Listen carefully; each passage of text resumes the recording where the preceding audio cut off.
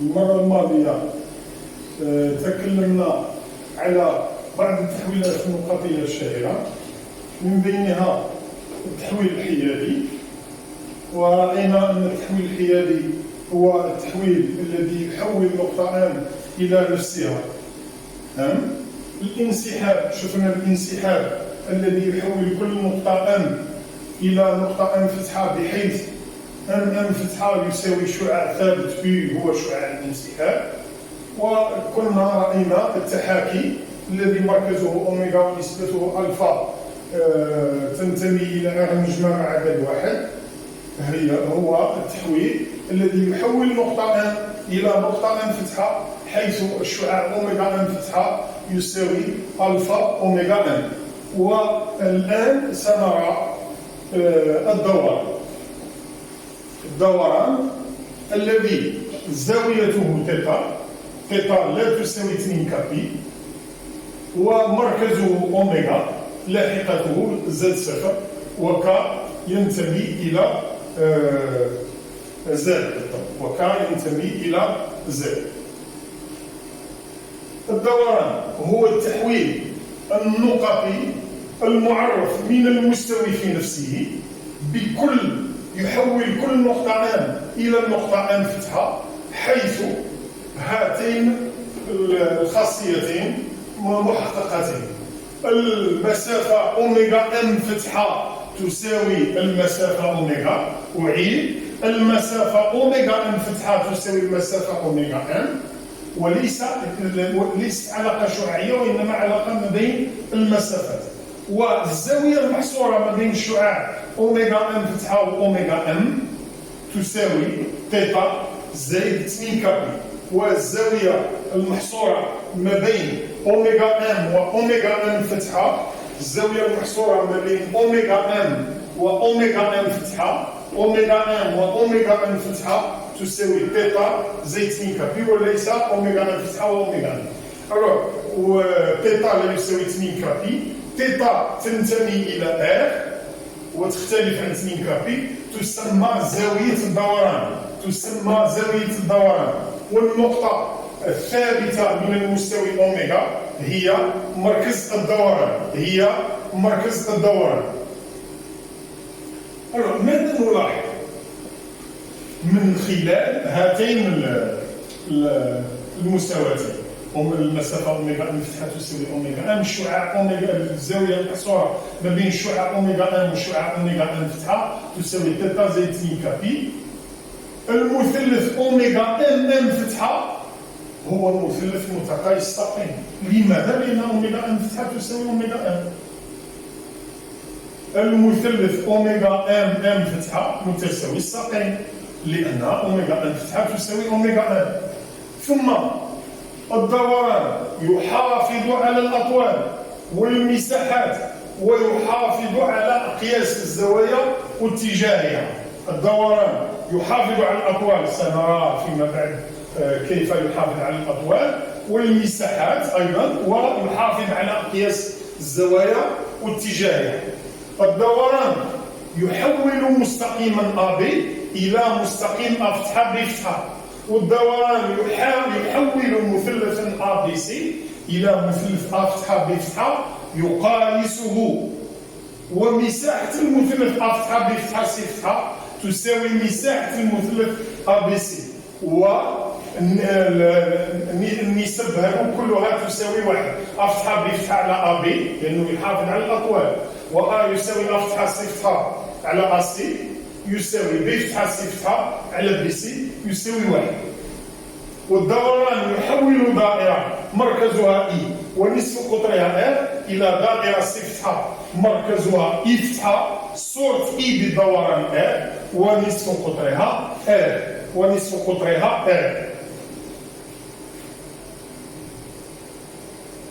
الآن راح نشوفوا في الصورة هذه كيف أنه يحافظ، أو كيف أولا نرسم صورة نقطة بواسطة الدوران. حنا هزينا هنا الدوران الذي زاويته ب على 4 ومركزه أوميغا. الدوران الذي زاويته ب على 4 ومركزه أوميغا. اوميغا. اذا كان حبينا باش عندنا نقطه ا حابين باش نرسموا الصوره تاعها افتحه، نرسموا المستقيم او نصف مستقيم عفوا، بحيث الزاويه المحصوره ما بين الشعاع اوميغا ا والشعاع اوميغا ا فتحه تساوي بي على 4. الزاويه المحصوره ما بين اوميغا ا واوميغا ا فتحه تساوي بي على 4. ثم فوق المستقيم او فوق نصف المستقيم اوميغا الذي يشمل اوميغا و تكون زاويته مع اوميغا ا تساوي بي على 4. فوق نصف المستقيم هذا نرسم نقطه ا فتحه بحيث المسافه اوميغا ا فتحه تساوي المسافه اوميغا ا، بحيث المسافة أوميغا ا فتحة تساوي المسافة أوميغا. بالطبع بالنسبة للزاوية بي على 4 نقدروا نرسموا دائرة مركزها أوميغا، دائرة مركزها أوميغا، ونتخذ النقطة ا وكأنها فهي المبدأ تاع الدائرة، ومن بعد نرسموا مستقيم عمودي على هذا، ومن بعد المنصف تاع الزاويه هذه هنا نلقاو ا فتحه تاعنا، هنا نلقاو ا فتحه تاعنا، ومن بعد نقدروا نحيو هذا بكل هذا. اذا نرسم دائره مركزها اوميغا ونصف قطرها ا، نرسم دائره، من بعد نرسم المستقيم العمودي على اوميغا ا، ومن بعد المنصف نتاعو والنقطة نقطة التقاطع تاع المنصف مع الدائرة راح تكون هي النقطة ا فتحة، راح تكون هي النقطة ا فتحة.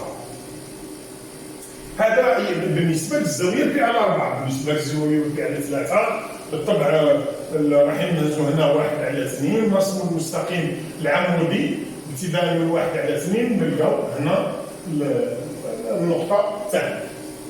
إذا اوميغا ا فتحه يساوي اوميغا ا، والزاويه المحصوره ما بين اوميغا ا واوميغا ا فتحه هي بي على 4. اذا ا فتحه هي صوره ا بالدوران الذي مركزه اوميغا وزاويته بي على 4. نفس الشيء لو كان نحبوا نرسموا صوره النقطه بي، صوره النقطه بي بواسطه الدوران الذي مركزه اوميغا وزاويته بي على 4. اذا عندنا اوميغا بي اوميغا بي فتحه لازم يكونوا متساويين، لازم يكونوا متساويين ونقدروا نخدموا بنفس الطريقه. ونفس الشيء صوره سي اللي هي سي فتحه، عندنا اوميغا سي يساوي اوميغا سي فتحه، اوميغا سي يساوي اوميغا سي فتحه. واذا هذا كيفيه الرسم، كيف نرسموا الصور النقاط. من بعد واش نلاحظوا؟ نلاحظوا بان المسافه ا بي تساوي المسافه ا فتحه بي فتحه، المسافه ا سي تساوي المسافه ا فتحه سي فتحه، المسافه بي سي تساوي المسافه بي فتحه سي فتحه. ولهذا قلنا ان الدوران يحافظ على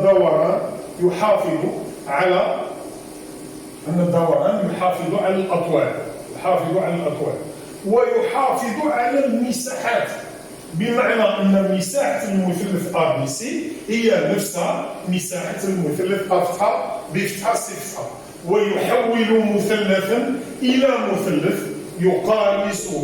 يقايسه. لماذا؟ لان ا بي يساوي ا فتحه بي فتحه، ا سي يساوي ا فتحه سي فتحه، وبي فتحه سي فتحه يساوي بي سي. ويحافظ على أقياس الزوايا والاتجاه، بمعنى عندما نهزو الزاوية المحصورة ما بين ا فتحة بي فتحة وا فتحة سي فتحة اللي هي في الاتجاه الغير المباشر، الاتجاه السالب، نلاحظ باللي الزاوية المحصورة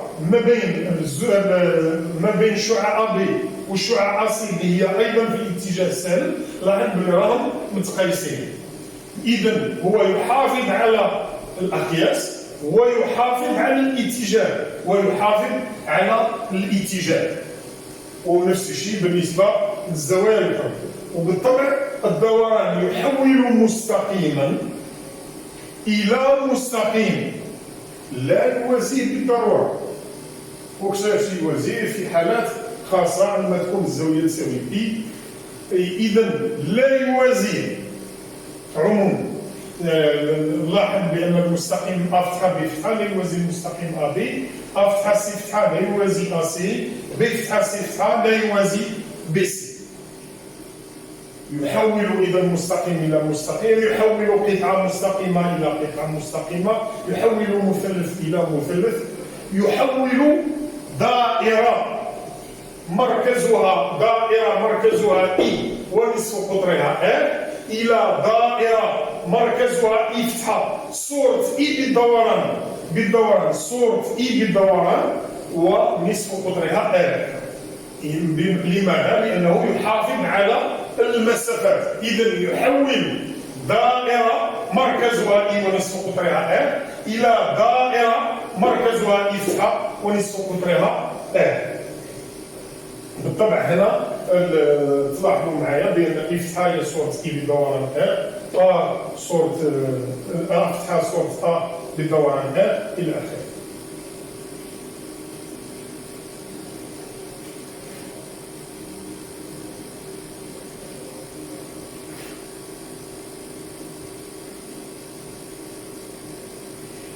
بالنسبة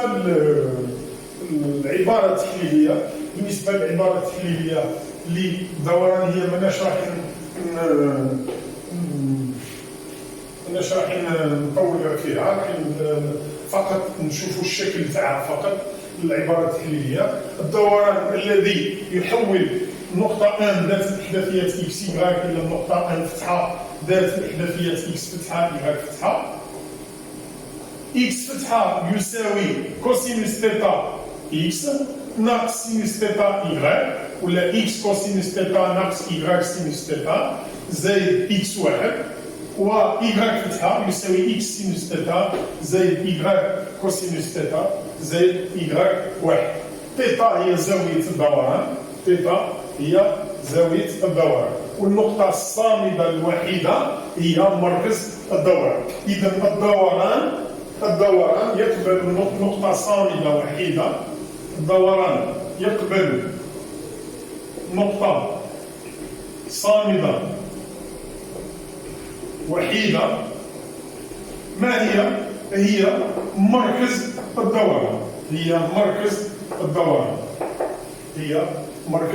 الدوران. والآن نرجع إلى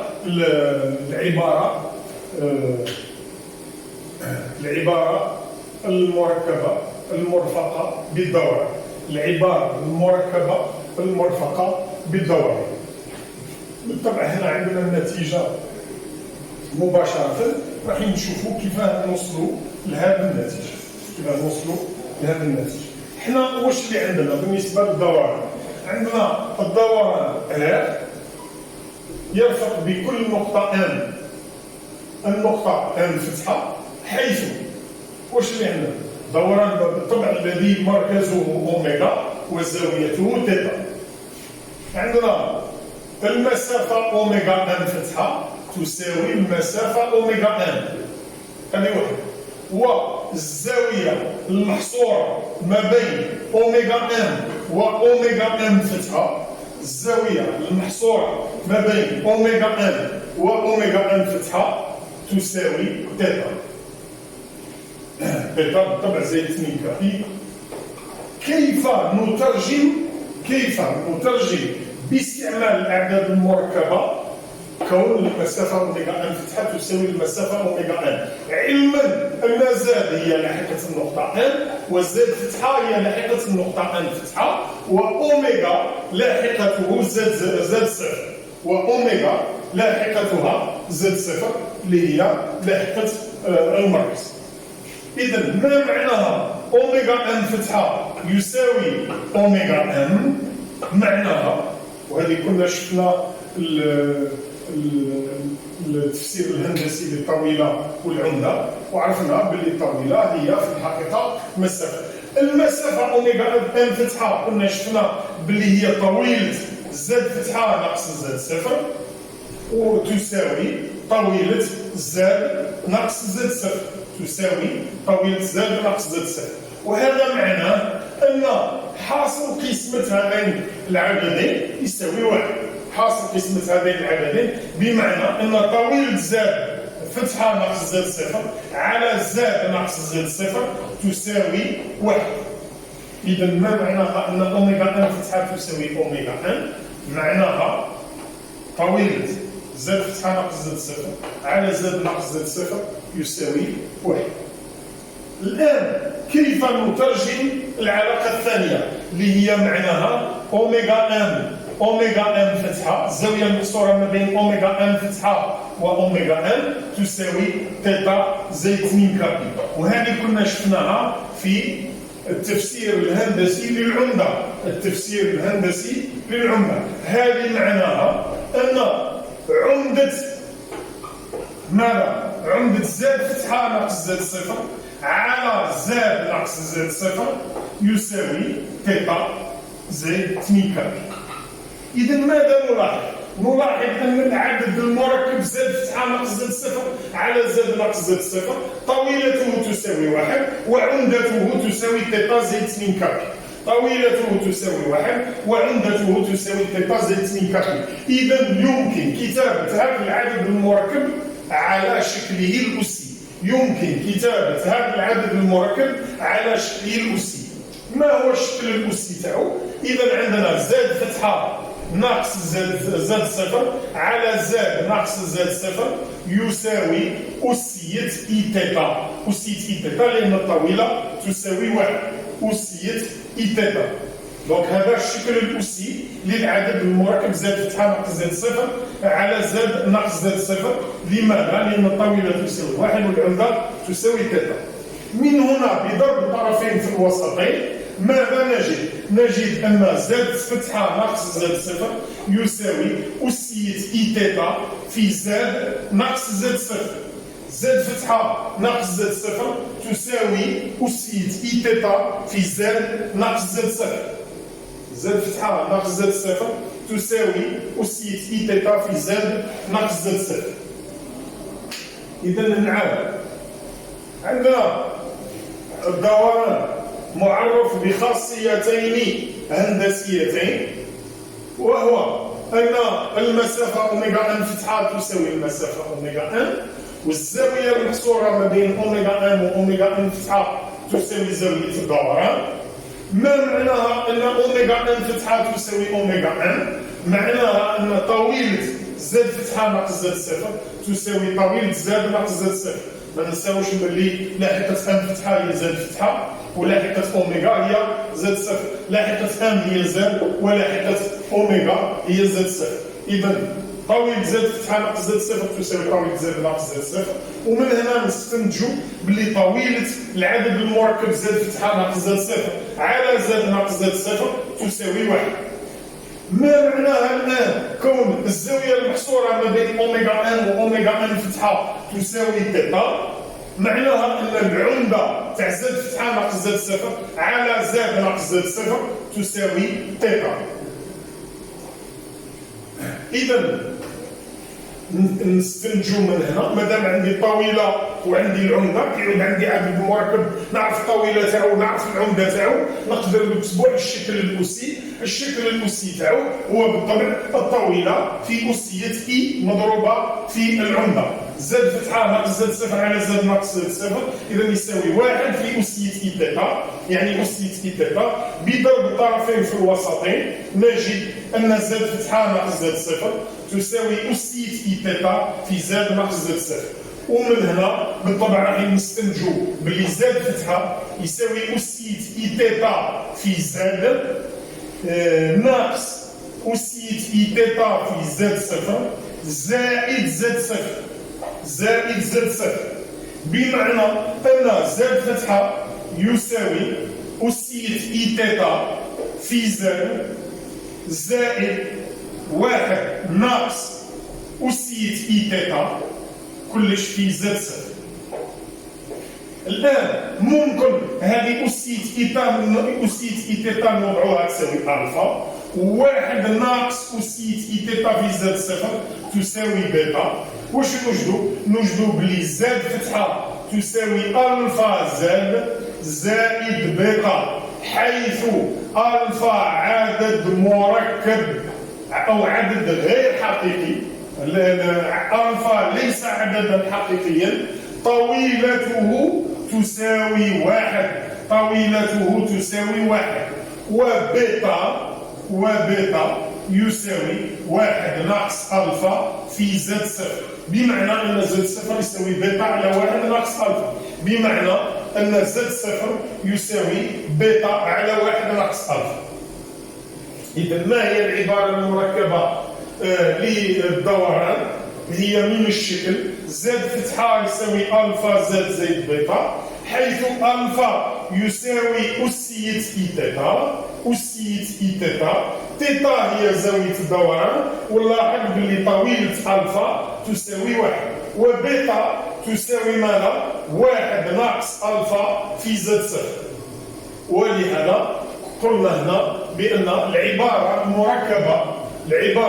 المركبة المرفقة بالدوران هي ما من الشكل زد فتحة تساوي ألفا زد زائد بيتا، ألفا ليس عددا حقيقيا، طويلته تساوي واحد، وعمدته تساوي تيتا، لأن ألفا يساوي أسية إي تيتا، بمعنى أن العمدة هي تيتا وعمدته هي تيتا اللي هي زاوية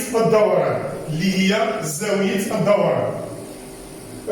بالطبع زد صفر اللي هي لاحقة المركز أوميغا تساوي بيتا على واحد ناقص ألفا. لماذا؟ لأننا وضعنا بلي بيتا يساوي واحد ناقص ألفا في زد صفر، إذا زد صفر يساوي بيتا على واحد ناقص ألفا، بيتا على واحد ناقص ألفا. بالطبع ألفا هو أسية إي تيتا، بيتا هو واحد ناقص ألفا في زد صفر. راح نتكلموا ربما على تركيب دوراني لأننا نحتاجها، تركيب دوراني. نتكلموا على تركيب دوراني في الحالة وين يكونوا عندهم نفس المركز فقط.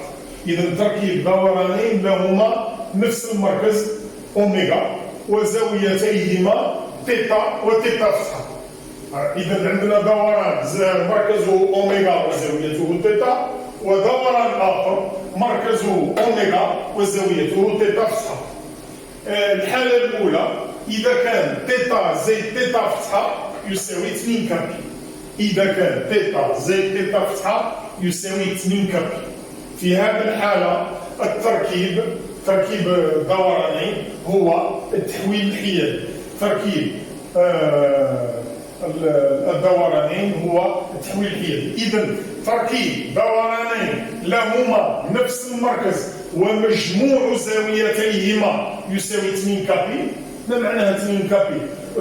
مثلا صفر، تيتا زائد تيتا فتحة يساوي صفر، لأن الصفر هو في الحقيقة 2 في صفر في بي. الكال هنا هو صفر، أو 2 بي معناها 2 في 1 في بي، أو 4 بي، أو 6 بي، أو ناقص 2 بي، أو ناقص 4 بي، أو ناقص 6 بي إلى آخره. معناها عدد زوجي مضروب في بي، عدد زوجي مضروب في بي. إذا كان المجموع تاع الزاويتين بهذا الشكل يعني 2 كابي يساوي 2 كابي، في هذه الحالة التركيب هو التحويل الحيادي. تركيب دورانين لهما نفس المركز أوميغا وزاويتيهما ومجموع زاويتيهما يساوي 2 كابي هو التحويل الحيادي. الحالة الثانية إذا كان تيتا زائد تيتا فتحة لا يساوي 2 كابي، في هذه الحالة التركيب هو دوران مركزه أوميغا اللي هو المركز المشترك وزاويته تيتا زائد تيتا فتحة، وزاويته تيتا زائد تيتا فتحة. ربما نبدو مثال على دوران. عندنا يحول النقطة M ذات اللاحقة زد إلى النقطة M فتحة ذات اللاحقة زد فتحة، حيث زد فتحة يساوي 1 على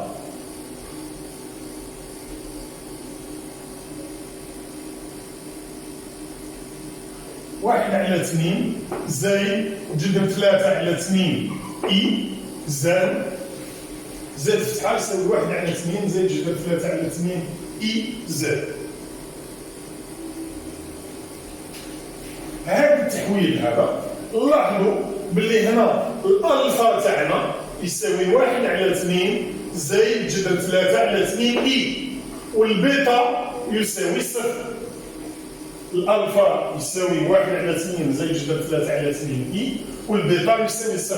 لو كان نحسبوا الطويلة تاع ألفا راح نوجدوا 1، بمعنى أن ألفا ليس عددا حقيقيا وطويلته تساوي 1. إذا ما هي طبيعة هذا التحويل؟ هو دوران. علاه دوران؟ لأن الألفا ليس عددا حقيقيا وطويلته تساوي 1. دونك معناها أن دوران. هذا الدوران لازم نعينوا العناصر المميزة. ما هي عناصره المميزة؟ هي المركز والزاوية. نبدأ بالزاوية. ما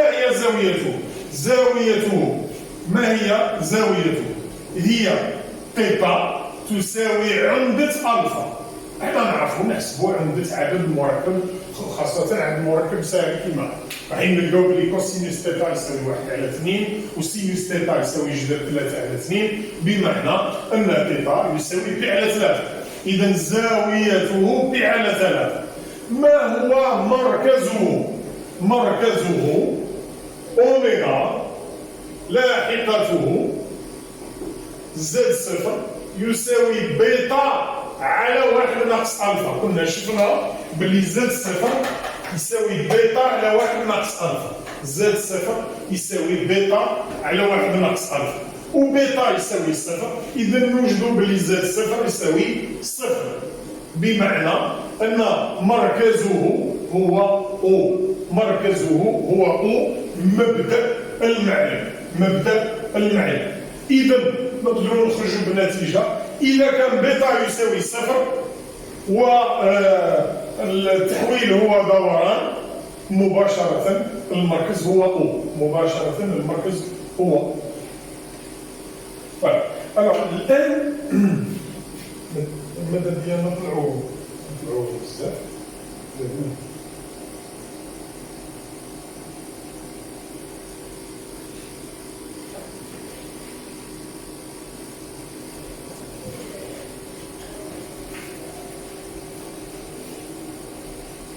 زيد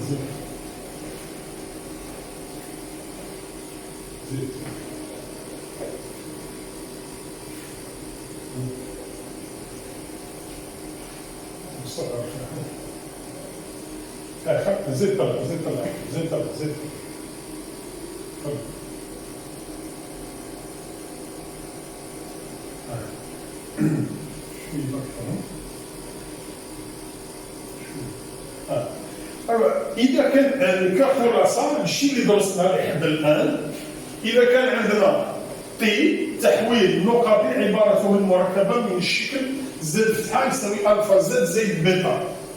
زد فتحة يساوي ألفا زد زائد بيتا. عندنا لحد الآن خاطر مازالت عندنا حالة رابعة فيما بعد، إذا كان ألفا يساوي 1 وبيتا لا يساوي 0. إذا كان ألفا يساوي 1 وبيتا لا يساوي 0. وعندنا الحالة إذا كان ألفا ينتمي إلى أغلج ما عدا الواحد، وعندنا ألفا إذا كان ألفا ليس عددا حقيقيا وطويلته تساوي 1. إذا كان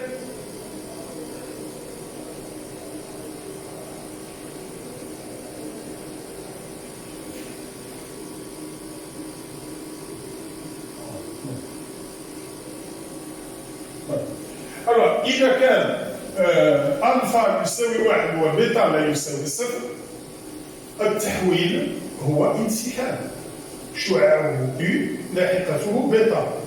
لماذا؟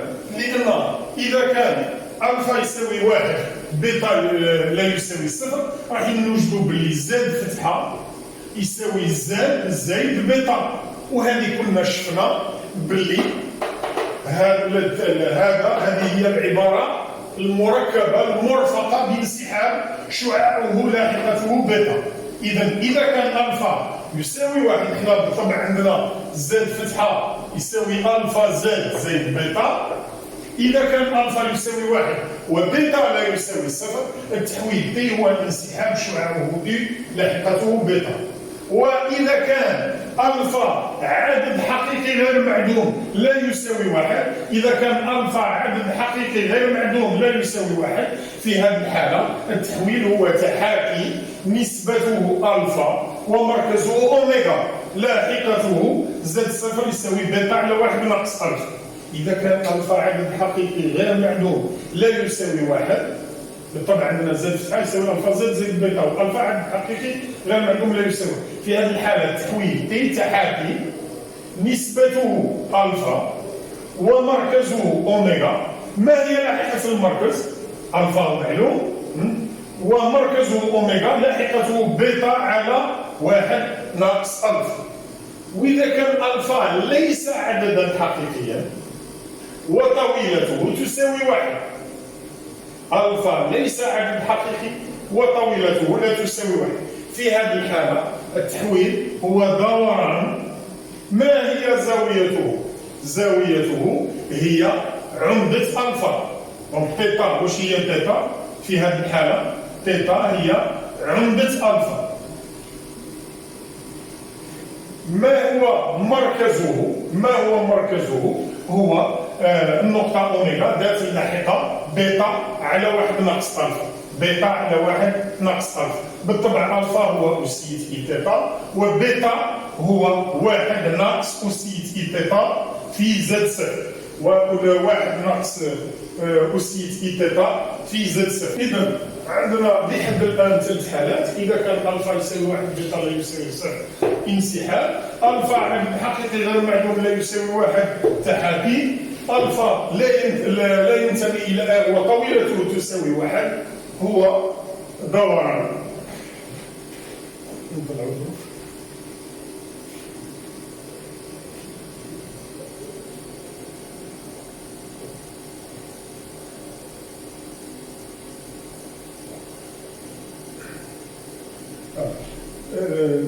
زوم هذا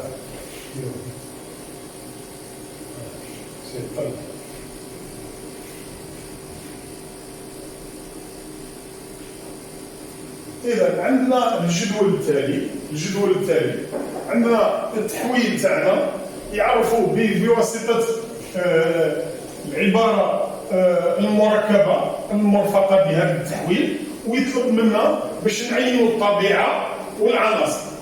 الطبيعة والعناصر. عطانا التحويل الأول راح نعتبروه يرفق بكل نقطة ان ذات اللاحقة زد، النقطة ان فتحة ذات اللاحقة زد فتحة، حيث زد فتحة يساوي 1 على 2 زائد جذر 3 على 2 اي زائد 2 اي. هذا يشبه التحويل اللي مديناه كمثال من قبل. زد فتحة يساوي 1 على 2 زائد جذر 3 على 2 اي زائد 2 اي. عندنا الالفا تاعنا هو 1 على 2 زائد جذر 3 على 2 اي، وعندنا بيتا يساوي 2 اي.